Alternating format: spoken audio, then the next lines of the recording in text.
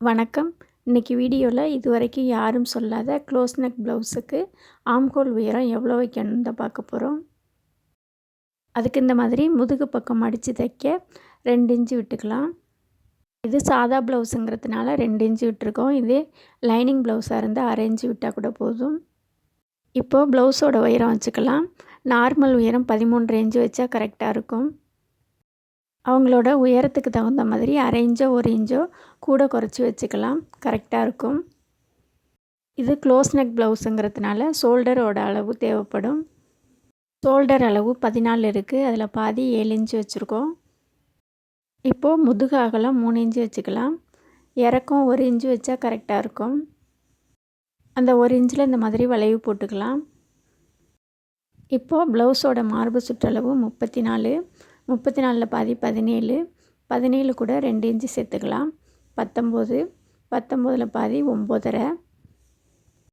டக்குன்னு பார்க்கணுன்னா இந்த மாதிரி டேப்லேயே பார்த்துக்கலாம். 34 இன்ச்சை இந்த மாதிரி 2ஆக மடக்கி அதில் பாதி 17 இன்ச்சு, 17ல் 2 சேர்த்தா 19, 19ல் பாதி 9.5 இன்ச்சு இருக்குது. அந்த 9.5 இன்ச்சை இந்த இடத்துல குறிச்சிக்கலாம். இப்போது ஆம்ஹோலோட சுற்றளவு 14, ஆம்ஹோல் சுற்றளவு 14 இருந்தால் ப்ளவுஸோட உயரம் 13லேருந்து நம்ம 8.25 இன்ச்சு உயரம் வைப்போம். இது க்ளோஸ் நெக் ப்ளவுஸுங்கிறதுனால ஆம்ஹோல் உயரம் 1/2 இன்ச்சு கம்மி பண்ணி 7.25 வச்சுருக்கோம். மார்பு சுற்றளவு 9.5, ஆம்ஹோல் உயரம் 7.25 இன்ச்சில் குறிச்சிக்கலாம். குறிச்சிக்கிட்டு நேராக ஒரு லைன் போட்டுக்கலாம். இப்போது 1.5 இன்ச்சு தையலுக்காக விட்டுட்டு இன்னொரு லைன் போட்டுக்கலாம்.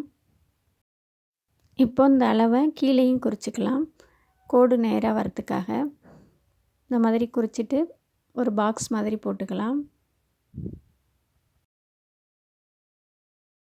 இப்போது அந்த இடத்துல ஒரு 1.25 இன்ச்சில் ஒரு டாட் வச்சுக்கலாம். அந்த டாட்டை இந்த மாதிரி அப்படியே இணைச்சி விட்டுடலாம். இப்போது பேக் சைடு துணியை கட் பண்ணிக்கலாம். இந்த மாதிரி கட் பண்ணும்போது இந்த 1 இன்ச்சு இறக்கம் வச்சுருக்கோம்ல, அதை 1/4 இன்ச்சு உள்ளடக்கி இந்த மாதிரி வெட்டிக்கலாம் தையலுக்காக. சாதா ப்ளவுஸுக்கு மார்பு சுற்றளவு 1.5 இன்ச்சு தான் கூட்டுவோம். இதில் 2 இன்ச்சு கூட்டியிருக்கோம். க்ளோஸ் நெக்குங்கிறதுனால 2 இன்ச்சு கூட்டியிருக்கோம். அப்போ தான் ப்ளவுஸ் இறுக்கம் இல்லாமல் கரெக்டாக இருக்கும். இந்த மாதிரி ஆம்ஹோல் சுற்றளவு எவ்வளவு இருந்தால் அதுக்கு தகுந்த மாதிரி ஆம்ஹோல் உயரம் எவ்வளோ வைக்கணுங்கிறத பார்க்கலாம். உங்களுக்கு இந்த வீடியோ பிடிச்சிருக்குன்னு நம்புகிறேன். வீடியோ பிடிச்சிருந்தா வீடியோஸை லைக் பண்ணுங்கள், ஷேர் பண்ணுங்கள், சப்ஸ்கிரைப் பண்ணுங்கள், ஃப்ரெண்ட்ஸ் கூட ஷேர் பண்ணிக்கோங்க. நன்றி.